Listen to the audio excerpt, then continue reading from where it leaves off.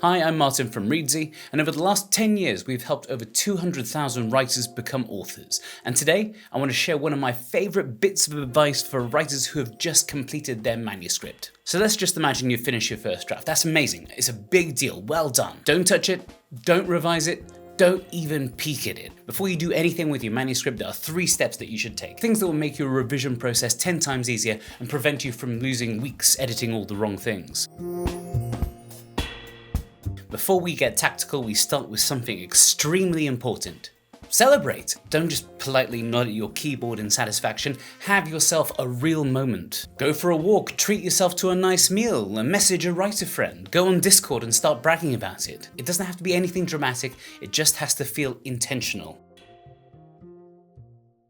Okay, now here comes the step that every book needs but every writer hates. Take a break from the draft. You can call this a cooling off period. Some writers call this the drawer method, where you print out your manuscript, stick it in a drawer and lock it up if you've got one of those old style pedestals. And here's why you really need to get that distance, to take a step away and give a bit of time between your first draft and your revision. Firstly, your brain fills in gaps automatically.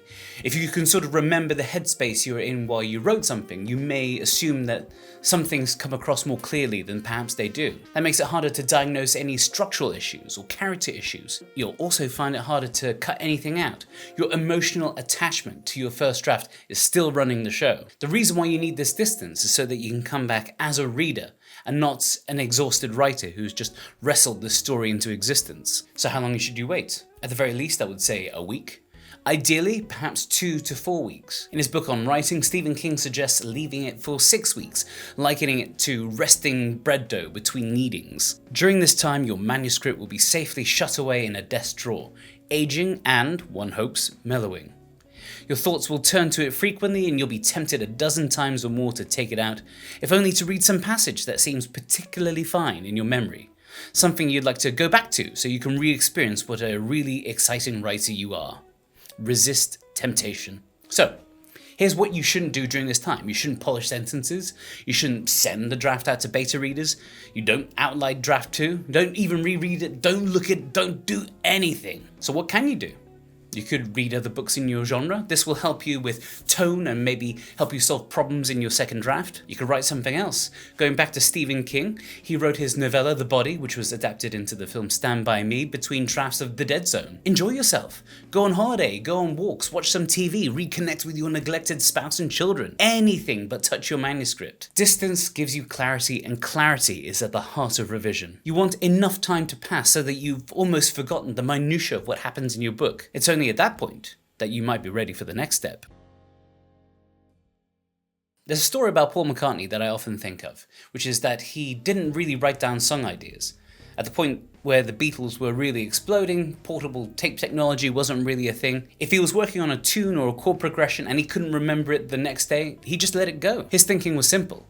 The strongest ideas are the ones that stick. You will have forgotten lines that at the time of writing you absolutely hated, or conversely thought they were the bee's knees. So at the 6-week mark, try to write a revision blueprint. This is a plan to revise your book based only on what you can remember about it. Your revision blueprint would include a 1-sentence summary of your story. If you're Suzanne Collins and you're writing The Hunger Games, your 1-sentence summary might read like this. A teenage girl volunteers to take her sister's place in a televised fight to the death, and becomes a symbol of rebellion against a totalitarian state. Nothing more than that. That's the core of the story. Next up, your revision blueprint should also include your main character's primary desire and misbelief. This is your story's emotional engine. Remember that most good stories start with a protagonist who really wants something, and a misbelief that if they get that thing, it will fix them. In Kazuo Ishiguro's The Remains of the Day, Stevens, the butler, has this intrinsic desire, a want, of dignity and purpose through flawless service to a great man. His misbelief is that he must suppress his emotions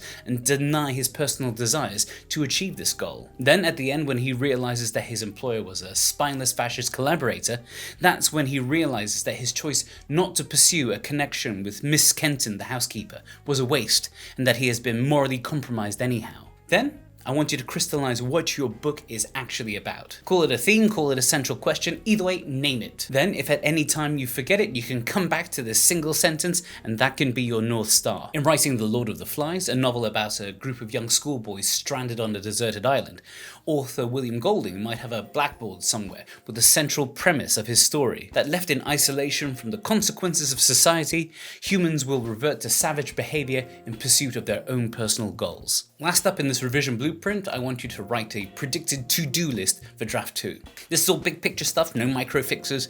You might know that your final act doesn't make any logical sense, that your stakes really aren't as high as they need to be. Or maybe looking back, your cranky main character might be a little tough to hang with over the course of 300 pages. Think of this as drawing a map of your book from memory, but only the big picture. Okay?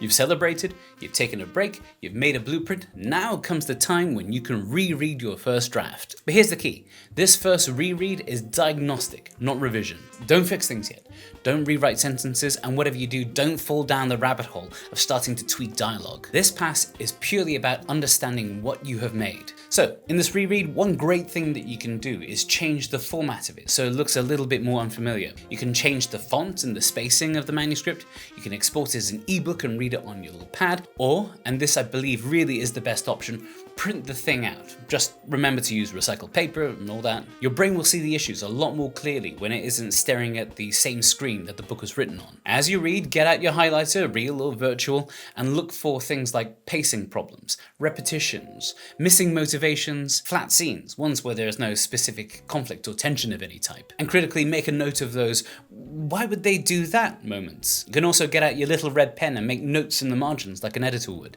Why this, or cut this, or more here, or what is this, or is this even English? And remember, don't rewrite anything. In this scenario, you're Dr. House, diagnosing the patient rather than performing surgery.